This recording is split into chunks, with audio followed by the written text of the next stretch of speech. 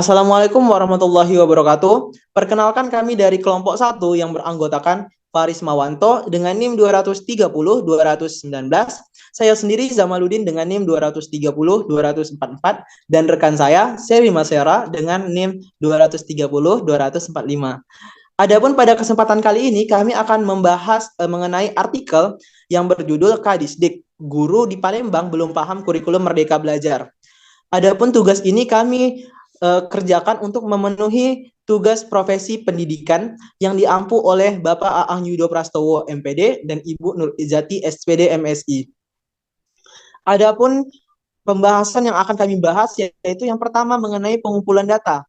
Pengumpulan data berdasarkan yang kami rangkum yaitu Kepala Dinas Pendidikan Kota Palembang Ahmad Zulinto mengungkapkan masih banyak guru dalam satuan pendidikan SD dan SMP di ibu kota Sumatera Selatan ini belum memahami kurikulum Merdeka Belajar. Ahmad Zulinto mengatakan rendahnya pemahaman guru tersebut menjadi faktor yang mendasari mengapa jumlah sekolah yang menerapkan kurikulum Merdeka Belajar di Palembang masih sedikit. Kemudian berdasarkan data Dinas Pendidikan Kota Palembang baru sejak sebanyak 195 dari total 778 satuan pendidikan SD dan SMP di Palembang yang sudah menerapkan kurikulum Merdeka Belajar pada tahun ajaran 2022 sampai dengan 2023 ini.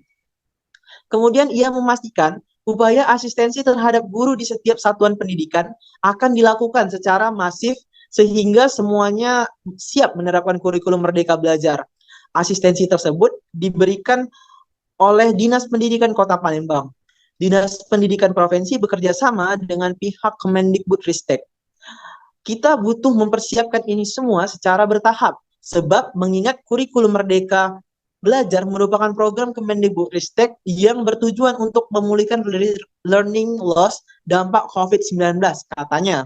Kemudian Zulinto menyebutkan dalam pelaksanaan kurikulum tersebut berfokus pada pengembangan hasil belajar secara holistik atau menyeluruh dan mandiri, mencakup peningkatan kompetensi esensial, karakter, termasuk minat bakat pada murid berbasis pendekatan teknologi.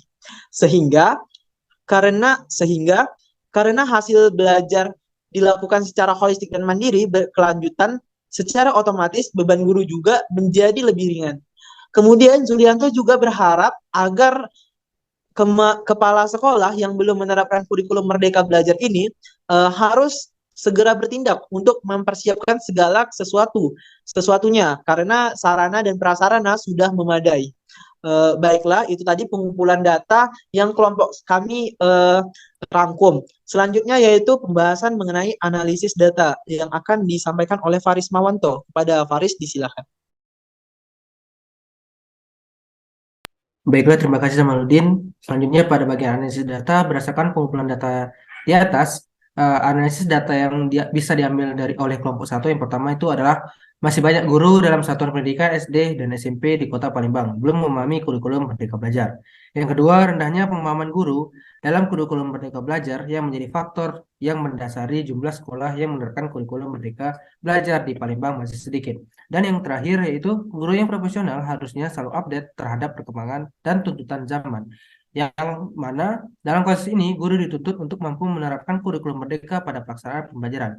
Baiklah, hanya segitu analisis data yang bisa saya sampaikan. Selanjutnya pada bagian solusi dan nilai yang dapat diambil akan dibahas oleh Sally.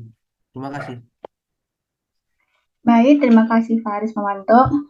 Saya akan melanjutkan solusi dan nilai yang dapat diambil. Untuk solusi, guru merupakan sebuah profesi yang bisa dibilang cukup sulit. Bagaimana tidak? Ia menjadi pembentuk ujung tombak masa depan suatu negara. Sebagai pendidik, tentunya banyak sekali tuntutan yang diemban oleh seorang guru, terlebih lagi di era modernisasi saat ini.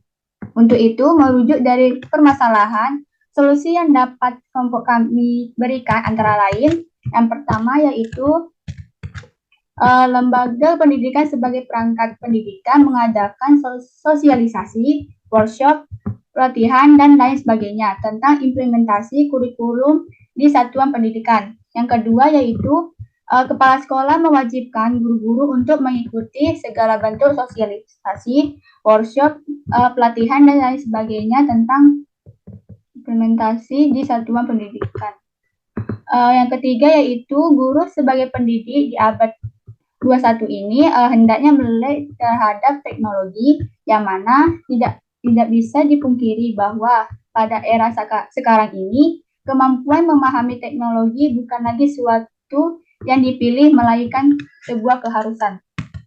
Selanjutnya nilai yang dapat diambil merujuk dari kasus di atas, maka menurut kelompok kami bahwasannya nilai yang dapat diambil yaitu yang pertama pentingnya pemanfaatan teknologi, yang kedua sebagai pendidik guru dituntut untuk mampu beradaptasi dengan kurikulum yang berlaku, sehingga nilai yang dapat diambil yaitu guru harus mampu beradaptasi dengan ketentuan-ketentuan yang berlaku. Sekian dari penjelasan kami.